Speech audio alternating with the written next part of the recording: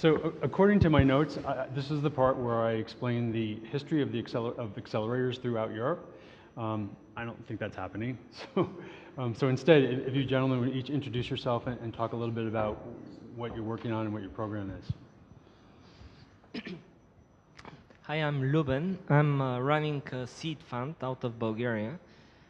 We invest in early stage companies up to 200K euros. Prior to that, I have co-founded and ran the largest and most successful Bulgarian internet company, which I exited in 2008 after 3 rounds of financing through angels and 1 round financing from one of the largest hedge funds in the world, Tiger Holding. So that's pretty much what I'm doing. Okay. Hi, I'm Simon Jana, CEO of Oxygen Accelerator. We're based in the UK. We operate 2 programs a year, one in London, one in Birmingham, which is like the second city of the UK. And we are a 13-week accelerator program. We invest 21,000 euros for 8%. We've just announced today that we are partnered with Fielder Capital. So our next program is going to be completely CEE and Baltic startups only. So it's exciting. I'm Marc Wesselink. I started myself 12 companies, failed 4 times, sold 2 and did 1 IPO. I now currently am, is it still working? Yep. I'm now currently managing the selection process of Startupbootcamp, Europe's largest accelerator program. We are running 9 programs in 10 different cities. And I'm also founder of Startupbootcamp Africa, where we're going to start up a bootcamp, an accelerator program in Nairobi, Johannesburg, and Cape Town. That's me. So can you, somebody, and anybody jump in at any point, somebody explain the difference between an incubator and an accelerator? There's a famous picture I always use to make that difference. It's like a picture of a cuddly baby in a Ululu, that's an incubator, and a rocket going up in the sky, that's an accelerator. An accelerator has a start and an end, and an incubator is not really a program. Okay. And what makes an exciting company, what makes a company attractive for the accelerator model? So for us, it's on? Hello? Yeah, okay. I have to talk very closely maybe. So for us, it's team, and I think I heard the last speaker saying exactly the same thing. It's all about the team. It's about the idea, is it scalable? And then really for us, it's about what traction have they got already? I think first, always timing. Timing is the most important, then team, and then of course the traction. Yeah. But timing is crucial. I myself started a company which is now totally hot, but back in 2000, it was too early. So timing is always the most important one. And what about, what can the accelerators add to a nice team that makes the difference? Speed. Okay. Yeah, so you mean what does an accelerator give? A good quality team startup? Yeah, so I think it gives you, a small amount of pre-seed capital, but that capital is about giving you time to focus on the startup and just do that. But really, accelerators bring you network, bring you opportunities, bring you connections. They open doors, which accelerate you. And I reckon you're saving somewhere between 9 and 12 months on an average startup doing it on their own. What we try to do is, even though we are not running the typical accelerator program, but yes, we first help with our network. And second, we consider ourselves as team member. So we either challenge the team on specific directions of the business, or at the same time we support the founders. Because doing startup is like that. And there are always moments when you need strong support, so we try to provide it on a timely manner. I think the main thing is that we know exactly what the founders of startups are going through. So we always are like a shoulder to cry on, because exactly what you said, it's like, ooh, going up and down. And myself, and Patrick and Ruud, with the three of us, we have founded ourselves more than 25 companies. And we also had our losses, our bankruptcies, but we also had our successes. So we know exactly what they're going through. So we were labeled also a life coach almost. We just discussed it yesterday. I'm not going to be a psychologist, but well, we know what they're going through. That's the most important part. What are some of the expectations of the startups coming into the accelerator program, particularly the ones where you're like, that's not what we deliver, or that's not what we do? Execution. Can you elaborate for us? Well, they think, okay, take the wheel and drive. No, we're going to sit on the back seat. You are the entrepreneur. You are the guy in charge. Yeah? So if you need something, ask and we will provide. But you are the guy in charge. And don't think that anybody else is in charge than the founders. I think, yeah, there's a similar thing. I think lots of startups, when they get onto an accelerator, they think, that's it, I'm done. I'm successful, my seed round's complete, etc. But really, the journey hasn't even started. The journey starts from demo day onwards. And some startups think that by being on an accelerator, you're guaranteed investment. That's so not the case. You still have to execute. You still have to hit the metrics, the numbers. It's just the beginning of the journey. And if I may add, it's actually two things. First, we are not providing silver bullets.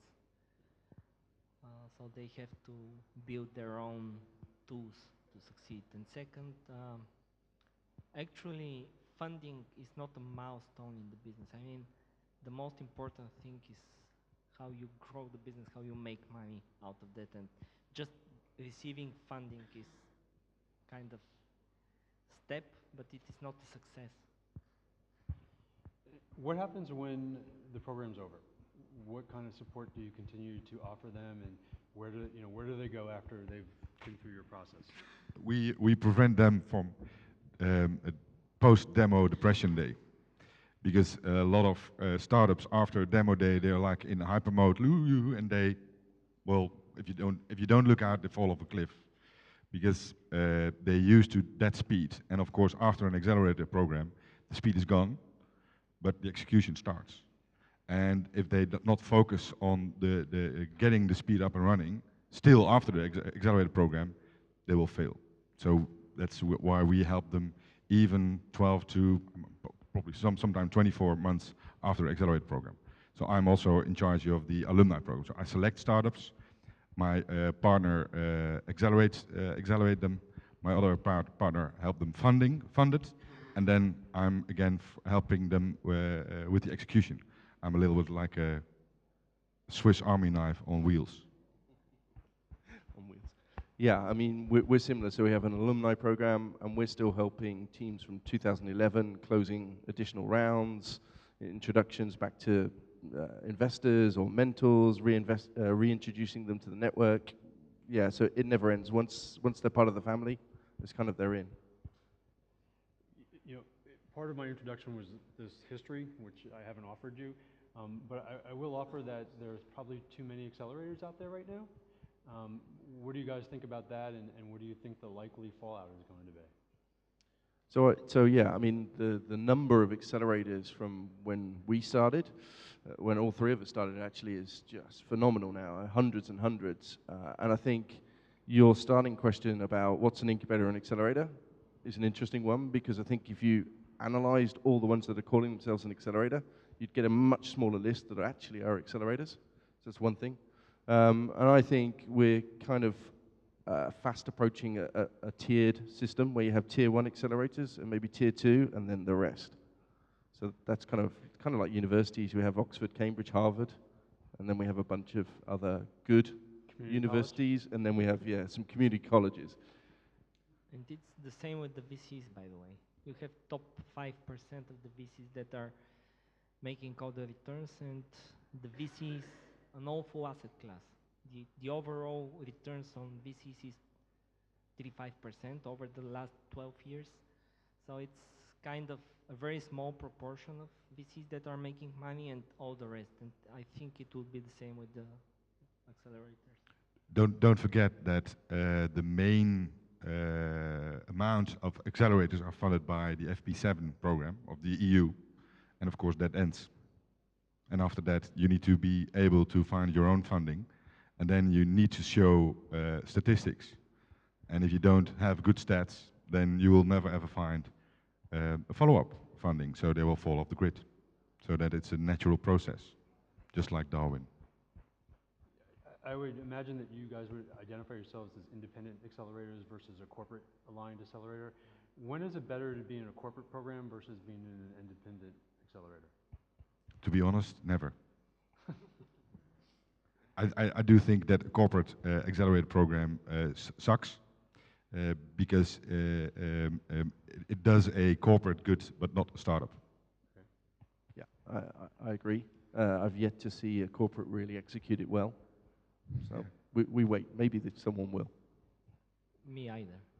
I don't believe that corporate accelerators like Coke accelerator. Come on. It's bullshit. Bullshit's a financial term that we use up here. Bull market with.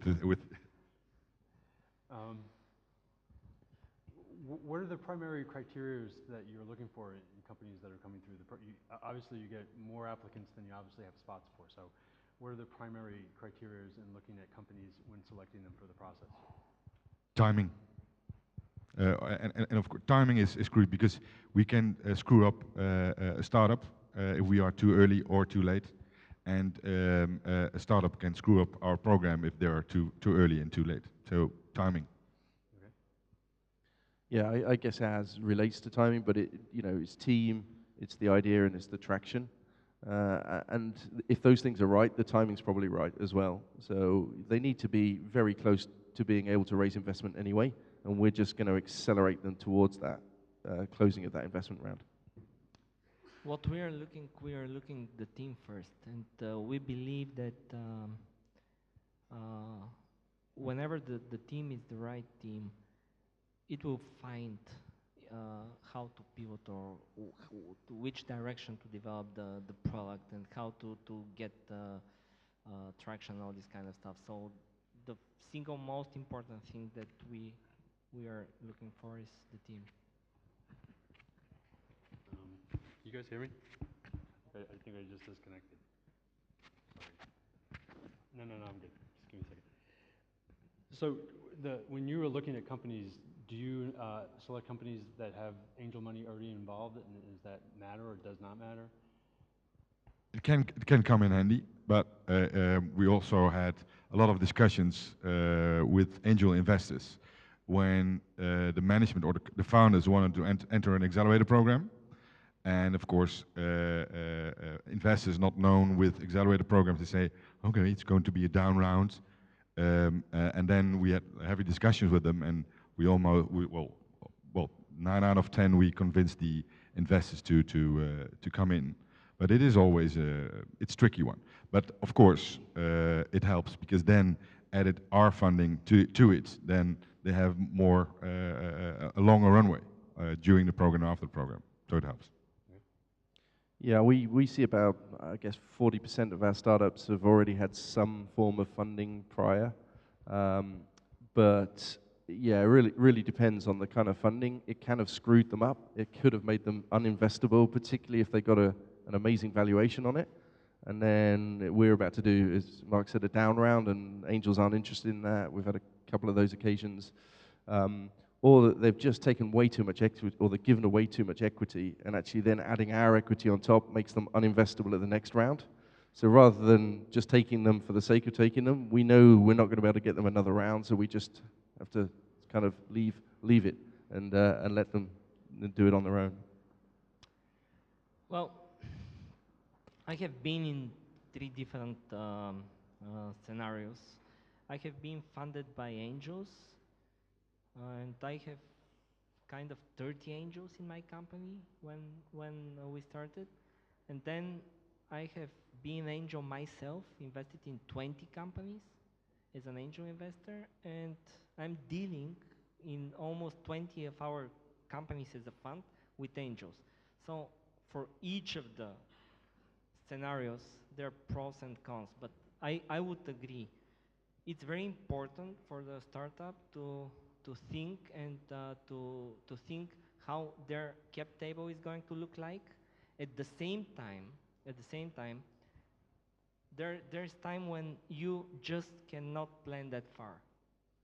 So you either execute fast and take angel money and think how to deal with it at a later stage, or you just over-optimize on the things and you just don't make the necessary step. So I would say there is no absolute truth in that. From time to time, angels are real angels. From time to time, angels might appear to be devils. So it's all about these two extremes.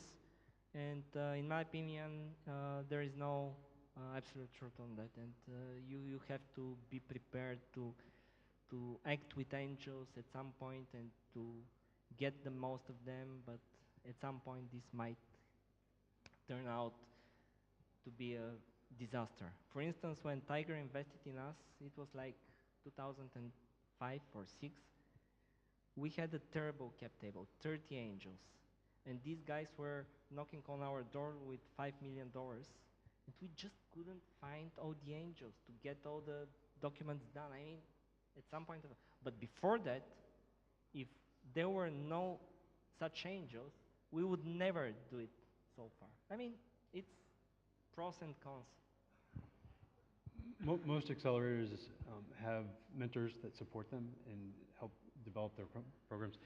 You know, is this a good environment for would-be angels who want to get their feet wet and want to begin to learn? Can you talk a little bit about, you know, the advantages of the mentor programs as it applies to would-be angels? Most certainly, because one story, for instance, last year, a really seasoned entrepreneur with a big company came in and he said, I don't know anything about tech, so can I be a mentor? Yes, of course, because you have entrepreneurial experience. You have a focus on how to execute, and that can also help tech startups. It doesn't matter. And now he's one of the most active angel investors, and he is also now a part of all the workshops because he wants to learn, and he's also applying lean within his flower company. So that's really nice to see, and you see a lot of angels connecting during the program and also during the investor sneak preview, which we organize during the program, to get to know the teams, and then based on that, they say, okay, I'm in. So it's a little bit kissing. No. The dating we talked about earlier. Yeah, don't kiss, but no kissing allowed in the beginning. Yeah, we take exactly the same view. It's a great place for the for the angel or potential angel investors to learn, and I think there's equal amount of education to be done for entrepreneurs as there is for angels. Particularly if you look at London, there's lots of new money because of some of the tax incentives coming into the market, but they have no idea. They've never angel invested before, they don't understand tech, etc. So this is a great way of them learning and understanding. What we usually advise our companies is be cautious with all these kind of mentors and angels, make the due diligence, start working with them for a couple of months, think of what kind of value you get from the guys, and just then make the next step, which is grant equity or options or whatever. I mean, it happens all the time that there are some kind of mentors which are some kind of consultants getting a chunk of the company and almost doing nothing. I have seen it all the time. I was just going to add to that, yeah.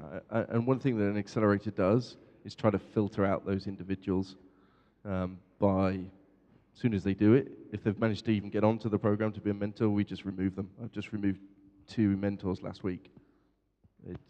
And that gives some protection for the entrepreneurs that are coming through the program. What recommendations would you have for, you know, emerging tech centers such as Bucharest in developing accelerators, and what advice would you offer them in that development? I would highly recommend them to team up with another accelerator program, because you can learn tremendously from each other. I think that's the biggest strength of Startup Bootcamp, that all the programs, we now have run 20 programs, and each program becomes better and better. So that's my main advice. And of course, stop talking, start executing. Yeah, I kind of agree, because if you look at the stats from YC, from Techstars, from all of the first round, their first years, they're not good. But they get better and better and better as they learn. So if you do what Marc says and you hook up with someone that's already learned all the mistakes or some of the mistakes, at least you can start from a point that's a bit further in. So it makes sense. Besides that, it's a great thing to leverage on the specifics and the very strong things that our region, for instance, has. So we have very high density of engineering talent and extremely low density of business people talent. So if we can think how to bridge this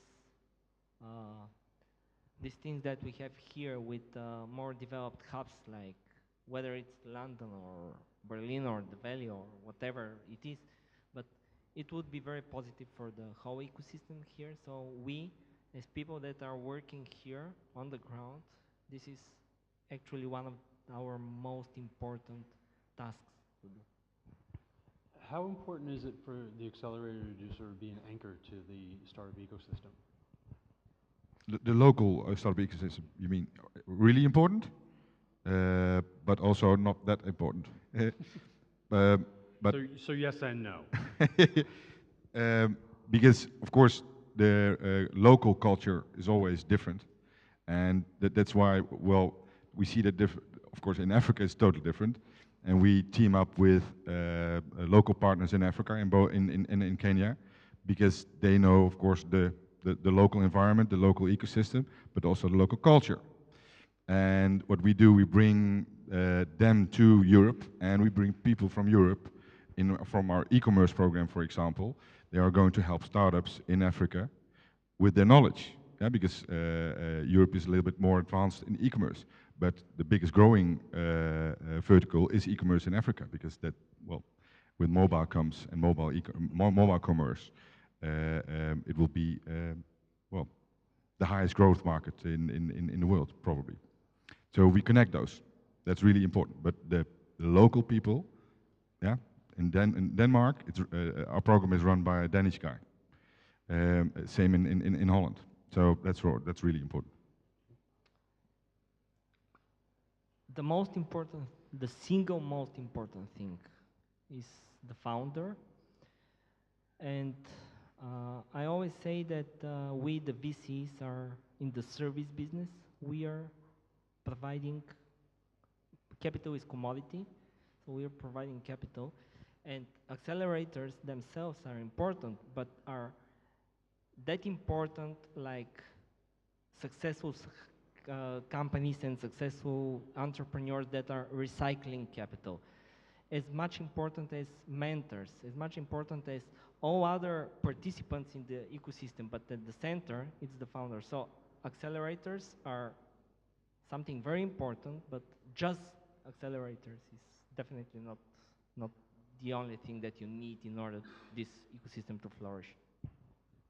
Yeah, I mean, an accelerator is an important part of an ecosystem, but it can't stand alone. It has to work with co-working spaces, incubators, VCs, other investment tools.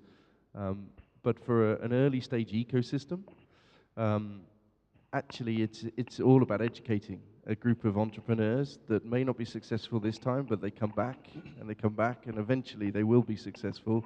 But that takes years, and most of our ecosystems are going to take, tens of years to evolve. Do we have the history or the experience to, demonstrate that the accelerators change the outcome, percentage-wise? Do you think so? And how does it increase the odds of a surviving, Yeah, I mean, certainly in the UK, I think Cambridge University did some research around this, and they looked at all the accelerators, including the US ones, and it's pretty clear the odds are significantly improved by going through an accelerator. More likely to get investment, more likely to still be around in 5 years' time. All the figures were up. do we have any sense, is that double, triple? I mean, like, do we have any sense of how much better they Yeah, improve? I think it was double at least, Okay. minimum. So, as a startup, that's a motivator for me to obviously want to pursue an accelerator. Okay. No, if you see the average numbers of accelerator program, I think Startupbootcamp has a general 74% success rate of 200 startups. And of course, it's a little bit like, because each year it's growing, so it's a little bit, but it's more than the average of 10%. Who shouldn't be in an accelerator? Who should not? I think, well, last year we had a team, 2 teams even, with serial entrepreneurs, and they wanted to be in the accelerator because of the speed, and it helped them. So I think it's because a good accelerator also makes a specific program for each startup in the program. So I do think it's good for everybody. I still, I'm not that young anymore, but maybe I'm starting up a new one, and I even will think about getting into an accelerator program. I think there's certainly types of startups that it's difficult to accelerate. If you're a biotech or medtech that requires years of development and so forth, I think you can accelerate at a certain stage. But I think in terms of the type of people, if you're not wanting to learn or willing to learn, then you're going to find an accelerator a pretty tough environment, because that's what an accelerator wants to do. It wants to educate, it wants to support, and so forth. If you just want to get on with it, then you're probably better off just getting on with it outside an accelerator. And I think also a bar is really difficult to accelerate. We should try. We can try tonight. If I wanted to apply to an accelerator, what piece of advice would you offer me? Look which accelerator you want to join, based on, because now I think the next step in accelerator world will be more vertical focused. We now do an e-commerce in Amsterdam and a smart city in living, and we only have mentors focusing on that specific area. Look which accelerator suits you, and then try to apply and join a program.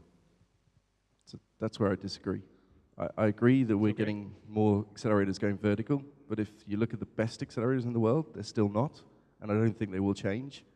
I think there's a massive benefit from having a group of mentors that are from a very diverse set of sectors and backgrounds and so forth, that outweighs the kind of sector specific.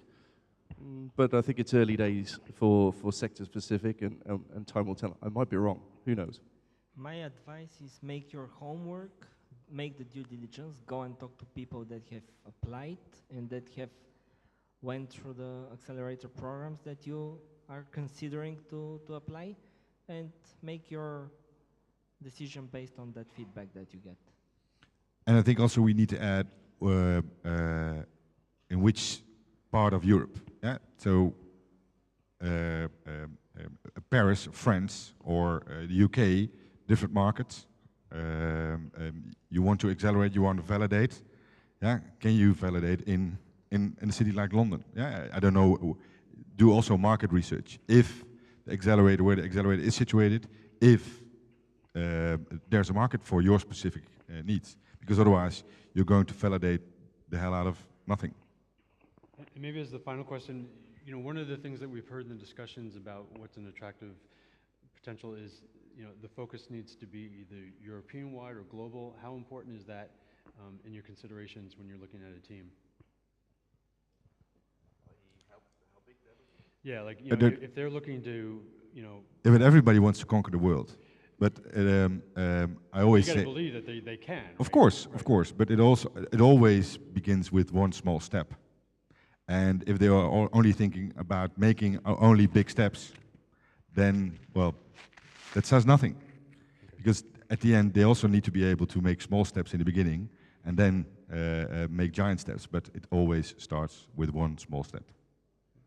Yeah, I mean, certainly when we're looking at teams, we're looking at the idea and we're looking at the scalability of that idea. And yeah, I mean, ultimately we want 100 million exits. That's kind of, we would all love to get that. So that needs to scale pretty well. That can't be just Romania as a market. That can't probably even be just Europe as a market.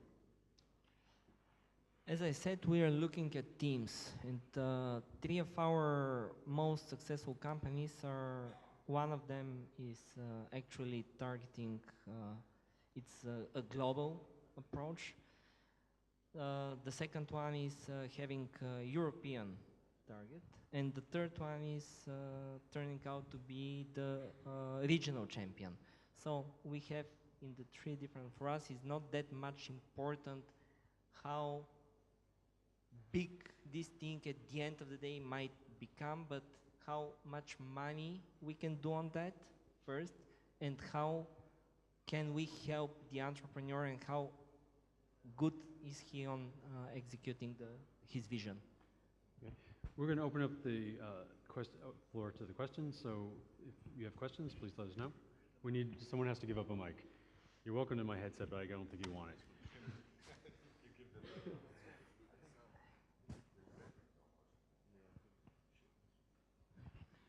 Hi, my name is Daniel from Yash.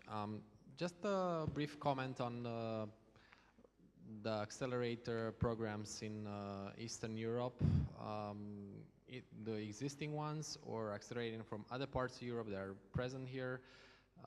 Just some comments on the region. So comments on this region and how they do?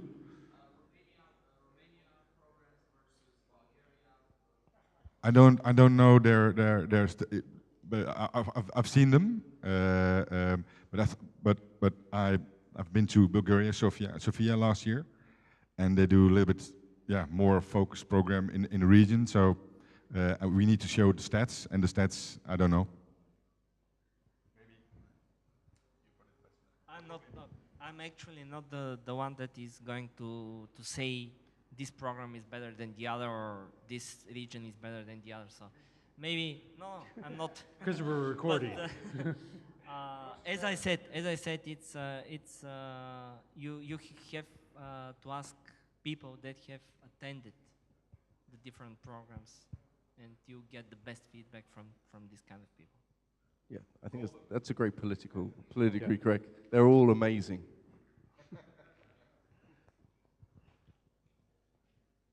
Again, I am Mitko. I have 3 questions. I will change the order. In what type of team you will invest? Team with geek founder, you know this question, or team with founder that have made sustainable business from zero without start money, and now him company work without him? Or all the above? What? I mean, all of those. It depends. So I like the last speaker was saying, Jens was saying, it's about that Venn diagram, it's about team, idea, and traction, and if they all work, or one of them works, then you would take them. But, so there's no, I don't think any of us would say, this is the model, and if you fit this, you're definitely going to get in, because it's not as easy as that.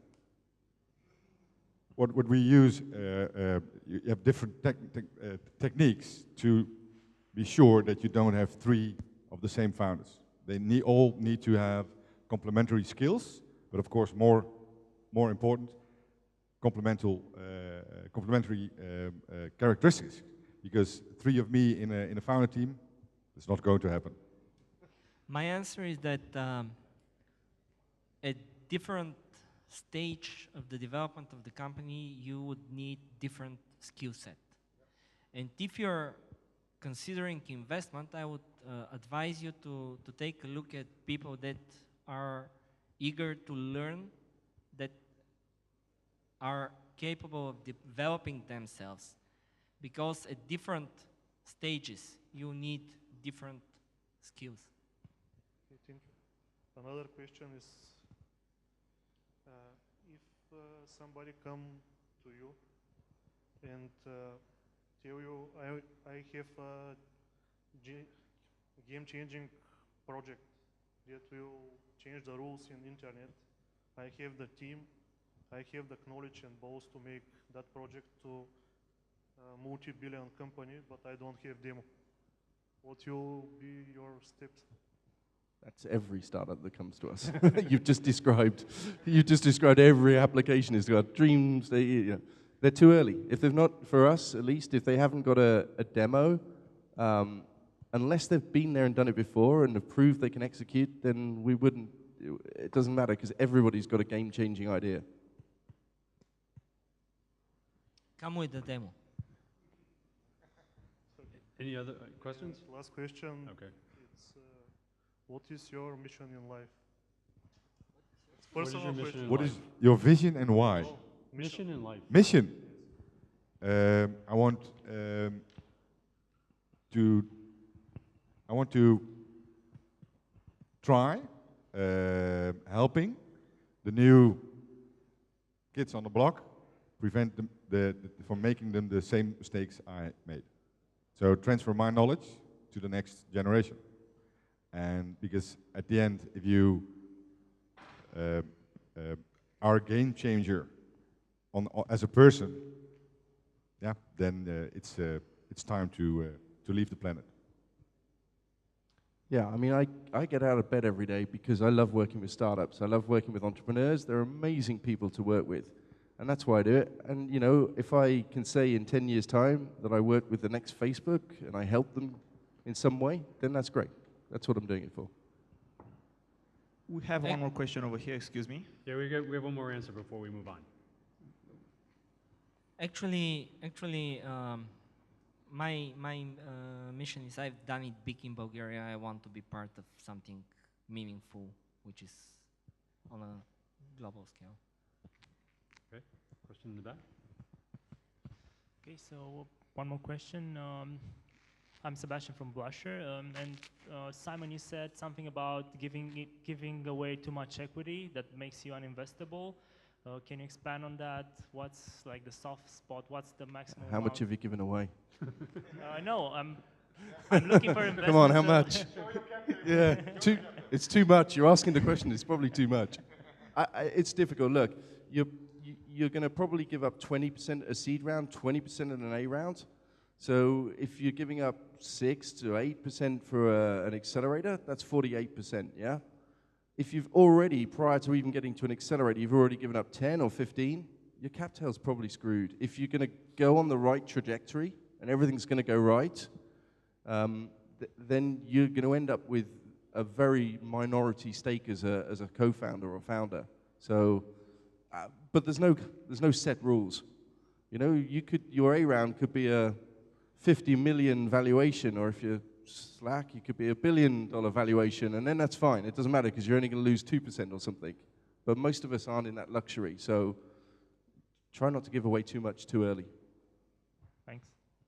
Any other questions? Hi, I'm George from How to Web, and I just had a question. I see now that more sources of funding appear, like alternatives to accelerators.